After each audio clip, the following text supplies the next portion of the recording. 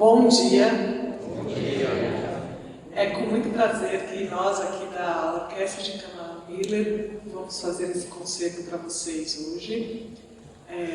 Nós agradecemos muito a coordenação da Igreja da Paz, que permitiu esse acontecimento, e agradecemos a presença de vocês também. Nós esperamos muito que vocês gostem do nosso repertório.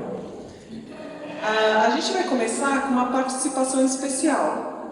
Então, começaremos com a apresentação do violinista Stefan Sureiros e da pianista Edina Steller.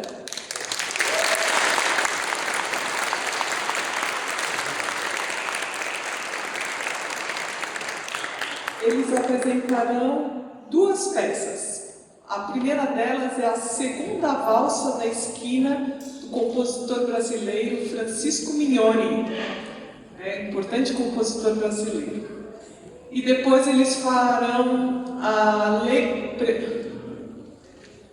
Prelúdio Allegra do Kreisler, que era um violinista também de história muito importante para os violinistas. Então, com vocês, Stefan Sureiros e Edina Steller.